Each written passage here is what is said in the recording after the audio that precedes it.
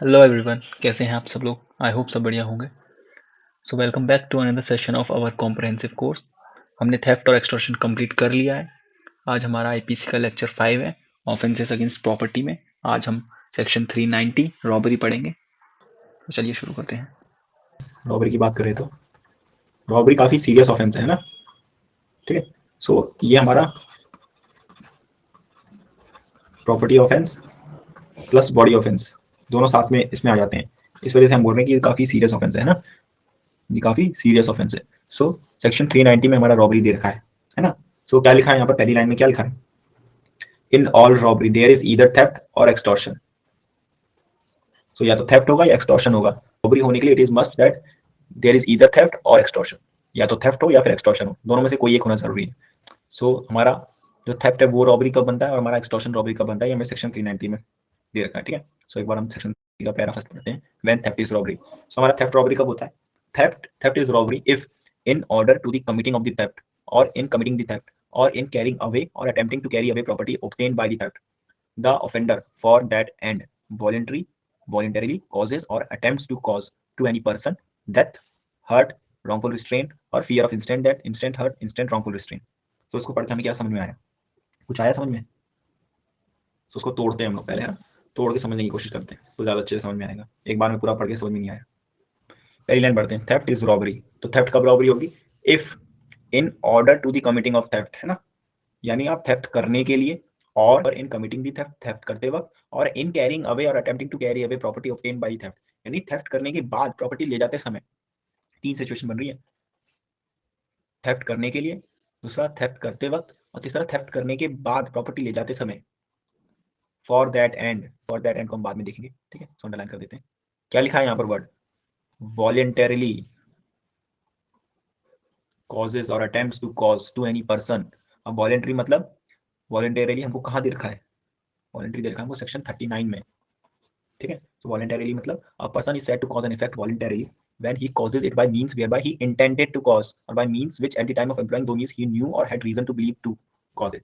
यानी या तो इंटेंशन हो उसका, या फिर उसके पास नॉलेज हो या रीजन टू बिलीव हो, तब हम कहेंगे कि उसने वॉलेंटरी किया है ना। तो अगर कोई गलती से, यानी आपके घर में कोई थेफ्ट करके ना वापस जा रहा है ना, कोई थेफ्ट करके वापस जा रहा है, ठीक है। सो अगर बाई चांस आपको कोई हर्ट पहुंच जाता है गलती से, उसको नहीं पता कि आपको हर्ट पहुंच गया है क्योंकि उसने उसका इंटेंशन था, नॉलेज थी, लेकिन आपको हर्ट पहुंच जाता है, तो रॉबरी नहीं होगी। ठीक है। सो रॉबरी होने के लिए क्या है? वॉलेंटरी आपका हर्ट पहुंचना जरूरी है। सो वॉलेंटरीली अगर कोई आपको क्या पहुंचा रहा है, क्या लिखा है सेक्शन में? या तो वॉलेंटरी कॉज कर रहा है या फिर अटेम्प्ट कर रहा है कॉज करने का।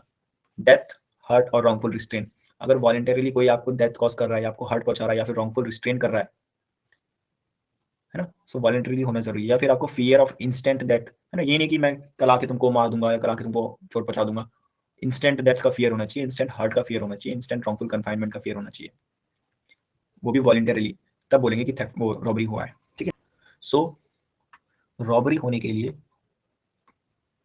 है ना, for the purpose of robbery, robbery होने के लिए सबसे पहली क्या इंपॉर्टेंट चीज है? हमने सेक्शन में क्या पढ़ा? सबसे पहली इंपॉर्टेंट चीज क्या है? थेफ्ट होना जरूरी है। थेफ्ट कब होगा? अगर कोई डिसऑनेस्टली, है ना, आपकी प्रॉपर्टी आपकी मर्जी के बिना, कंसेंट के बिना आपकी पोजीशन से, है ना, मूव करने के लिए, है ना, टेक करने के लिए उसको मूव कर देता है, सो आपका थेफ्ट हो जाता है। सो अगर थेफ्ट के सारे इंग्रेडिएंट सेटिस्फाई हो रहे हैं, उसके बाद देखेंगे कि थेफ्ट हमारा रॉबरी हो रहा है कि नहीं हो रहा। सो अगर थेफ्ट नहीं है, तो रॉबरी नहीं होगा। ठीक है। सो रॉबरी होने के लिए थेफ्ट होना जरूरी है। दूसरी चीज है, जो भी हम हर्ट पहुंचा रहे हैं, है ना, या तो अटेम्प्ट कर रहे हैं या फिर पहुंचा रहे हैं, वॉलेंटरी, या तो हम किसी को डेथ कॉज कर रहे हैं या फिर हर्ट पहुंचा रहे हैं, है ना, या फिर रॉन्गफुल रिस्ट्रेन कर रहे हैं, वॉलेंटरी होना चाहिए। अगर वॉलेंटरी नहीं है ना, वॉलेंटरी यानी आप इंटेंशन होनी चाहिए आपको। अगर वॉलेंटरी नहीं होगा सो आपका रॉबरी भी नहीं होगा। ठीक है। तो रॉबरी होने के लिए वॉलेंटरीली डेथ, हर्ट और रॉन्गफुल रिस्ट्रेन होना चाहिए। या फिर तीसरा, फियर ऑफ इंस्टेंट, इंस्टेंट क्या? इंस्टेंट डेथ, हर्ट और रॉन्गफुल रिस्ट्रेन। ठीक है। सो या तो आप वॉलेंटरी उसकी डेथ कॉज कर रहे हो, हार्ट पहुंचा रहे हो, या फिर रॉन्गफुल रिस्ट्रेन कर रहे हो, या फिर वॉलेंटरी आप उसको फियर दे रहे हो, इंस्टेंट डेथ, हार्ट और रॉन्गफुल रिस्ट्रेन का। सो ये सब प्लस में होना चाहिए। ठीक है। सो थेफ्ट के साथ या तो वॉलेंटरी ये होगा या फिर ये होगा, तो ये सब सेटिस्फाई हो रहे हैं, तो तभी हम कहेंगे कि तभी रॉबरी हो रहा है। अदरवाइज इनमें से कोई एक भी मिसिंग है तो रॉबरी नहीं होगा, है ना। अगर थेफ्ट के साथ आप वॉलेंटरी डेथ, हार्ट और रॉन्गफुल रिस्ट्रेन नहीं कर रहे हो, तो रॉबरी नहीं होगा। ठीक है। या फिर थेफ्ट के साथ अगर आप किसी को फियर ऑफ इंस्टेंट डेथ, अगर इंस्टेंट डेथ का फियर नहीं है, फियर अगर ये है कि मैं कल आके तुमको मार दूंगा, कल आके तुमको चोट पहुंचा दूंगा, तो तब भी रॉबरी नहीं होगा। इंस्टेंट डेथ का फियर होना चाहिए, ठीक है। सो अगर ये तीनों होगा तभी रॉबरी होगा, ठीक है। कुछ भी मिसिंग है तो रॉबरी नहीं है, ठीक है। सबसे इंपॉर्टेंट थेफ्ट होना चाहिए पहली चीज। फिर थेफ्ट के साथ इन दोनों में से कोई सी भी एक चीज होनी चाहिए, या तो वॉलंटरी डेथ, हर्ट और रॉन्गफुल रिस्ट्रेंट, या फिर आपका fear of instant death, hurt और रॉन्गफुल रिस्ट्रेंट, ठीक है। यहाँ पर और आ जाएगा सेक्शन क्या लिखा, और लिखा ना, और, ठीक है। अगर ये सेटिस्फाई होता है तो तब कहेंगे हम कि हमारा रॉबरी हो गया, ठीक है। क्लियर हुआ। अब एक चीज देखो, हम देखते हैं ये वाला जो टर्म है हमारा, for that and. For that and का मतलब,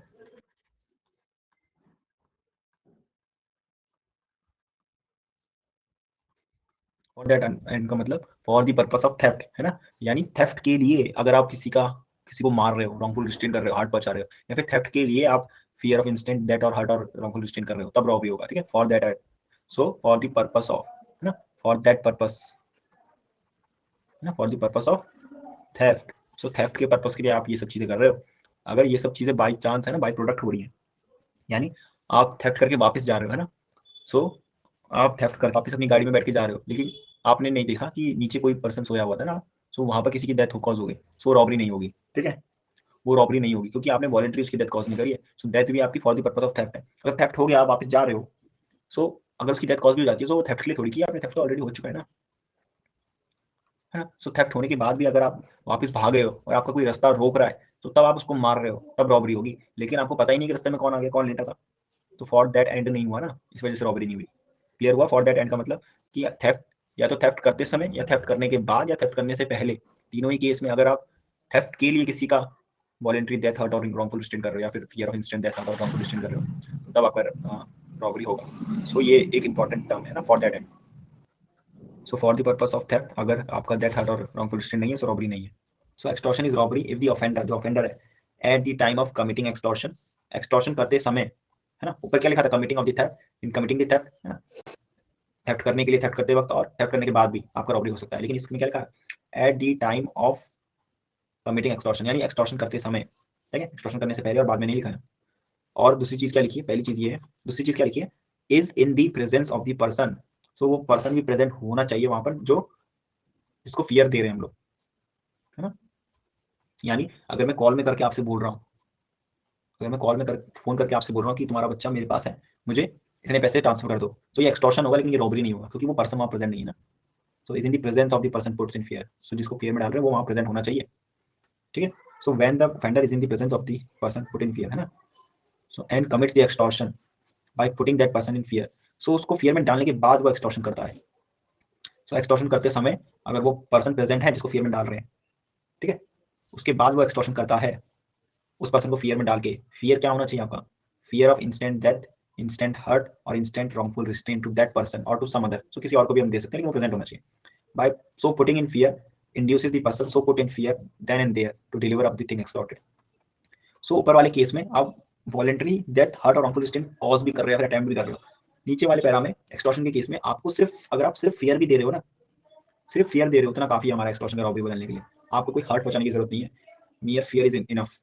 एक्सटॉर्शन को रॉबरी बनने के लिए सिर्फ फियर काफी है। सो अगर मैं आपको fear of death, instant hurt और रॉन्गफुल रिस्ट्रेन कर रहा हूँ, ये फियर दे रहा हूँ, और आप वहीं प्रेजेंट हो, है ना, यानी फोन पे मैं आपको फियर नहीं दे रहा, मैं सामने आपको फियर दे रहा हूँ, ठीक है, और मैं तब एक्सटॉर्शन कर रहा हूँ, उसके बाद आप मुझे वो जो भी प्रॉपर्टी है उस फियर में इंड्यूस होकर डिलीवर कर देते हो, सो तब एक्सटॉर्शन रॉबरी बन जाएगा।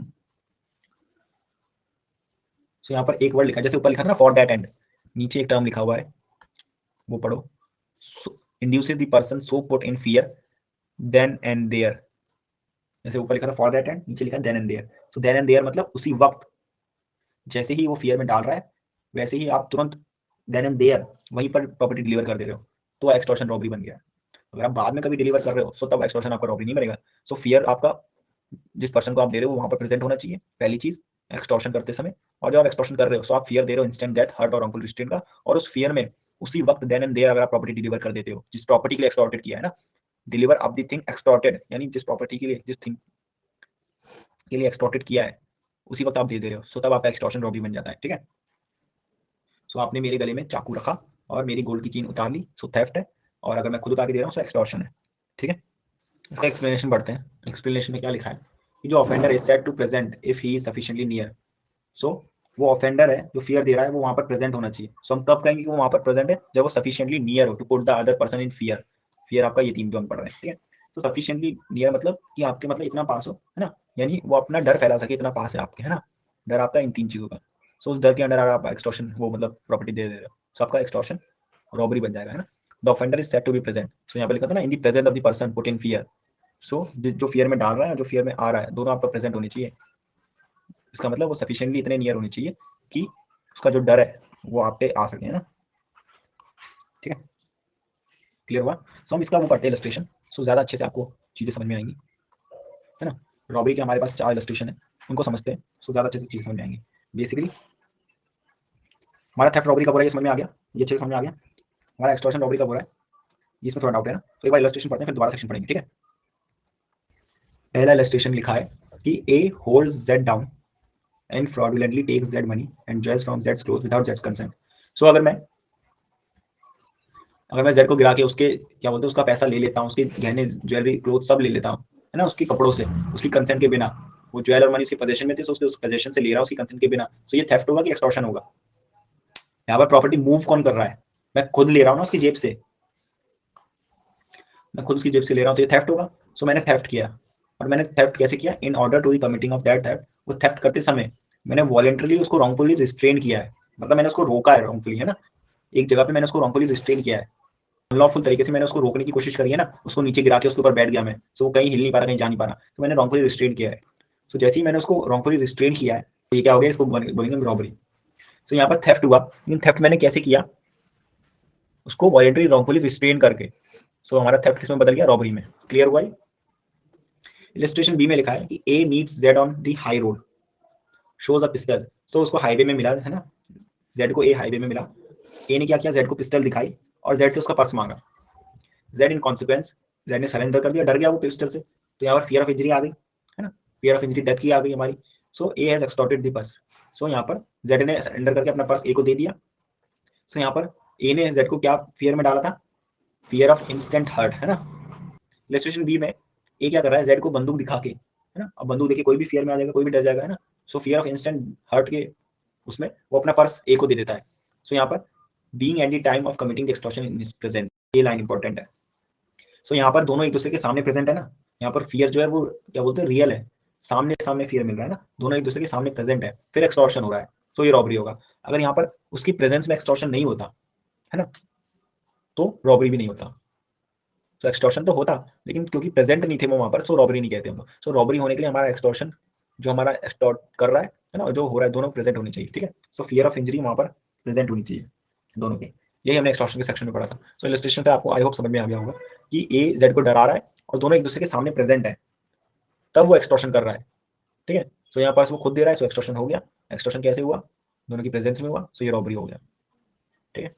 इलस्ट्रेशन सी और इलस्ट्रेशन डी काफी मतलब अच्छी इलस्ट्रेशन है, इससे आपको काफी कॉन्सेप्ट क्लियर होगा। सो जो चीजें कुछ कंफ्यूजन रह गया होगा वो यहाँ पर क्लियर हो जाएगा। ए मिलता है जेड को and Jades child on the high road. So Z अपने बच्चे के साथ था, सो ए उसको हाई रोड में मिलता है। ए जेड के चाइल्ड को पकड़ लेता है ना, उसको उठा लेता है, और तब हमारे जेड को डराता है कि मैं तुम्हारे बच्चे को यहाँ से नीचे फेंक दूंगा, है ना, यहाँ से नीचे फेंक दूंगा। सो अगर तुम मुझे अपना पर्स नहीं देते हो, सो उसके कॉन्सिक्वेंस में मैं क्या करूंगा, मैं इस बच्चे को यहाँ से फेंक दूंगा। सो इस फियर में अगर जेड अपना पर्स दे देता है, तो यहाँ पर ए ने क्या किया, एक्सटॉर्शन किया। A has extorted the purse from Z by causing Z to be a fear of instant hurt to the child. So यहाँ पर सेक्शन में लिखा है ना, by putting that person in fear of instant death wrongful strain to that person or some other person. So उस person को fear में डाल रहा है इंस्टेंट डेथ, इंस्टेंट हर्ट और इंस्टेंट रॉन्गफुल रिस्ट्रेन का, कि मैं ये इंस्टेंट हर्ट और इंस्टेंट हर्ट किसे कर दूंगा, या तो तुम्हें कर दूंगा या फिर तुम्हारे साथ जो पर्सन है उसे कर दूंगा, ठीक है। सो यहाँ पर दोनों का प्रेजेंस होना जरूरी है, ठीक है। वही हमें इन दोनों इलस्ट्रेशन में पता चलेगा। सो यहाँ पर बच्चा भी वहीं प्रेजेंट था, उसका पापा भी वहीं प्रेजेंट था और ए भी वहीं प्रेजेंट था। सो तब उसने एक्सटॉर्ट किया, है ना, उसने जेड को डराया कि मैं तुम्हारे बच्चे को नीचे फेंक दूंगा। सो उसके बच्चे को इंस्टेंट हर्ट पहुंच सकता है, उस फियर में अगर वो अपना पर्स दे देता है, सो यहाँ पर एक्सटॉर्शन होगा, है ना। सो यहाँ पर जो चाइल्ड है वो भी वहीं प्रेजेंट है, उसका पापा भी वहीं प्रेजेंट है और ए भी वहीं प्रेजेंट है, तीनों वहीं प्रेजेंट है। सो यहाँ पर रॉबरी हो जाएगा, ठीक है। डी वाला इलस्ट्रेशन पढ़ते हैं। डी में क्या लिखा है कि A obtains property from Z by saying कि तुम्हारा बच्चा जो है वो मेरी गैंग ने उठा लिया है और उसको हम मार देंगे अगर तुम मुझे 10,000 रुपये नहीं दोगे। तो अगर तुम मुझे 10,000 रुपए नहीं दोगे तो मेरी गैंग तुम्हारे बच्चे को मार देगी। ये एक्सटॉर्शन तो है। तो फियर ऑफ इंजरी में अगर वो 10,000 रुपए दे भी देता है तो एक्सटॉर्शन तो है, लेकिन ये रॉबरी नहीं है क्योंकि बच्चा वहां पर प्रेजेंट नहीं है।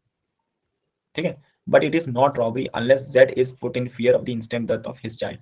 सो अपने बच्चे के इंस्टेंट डेथ के फियर में नहीं है ना, क्योंकि बच्चा ही वहां प्रेजेंट नहीं है, लिखा है ना, in the presence of the person put in fear.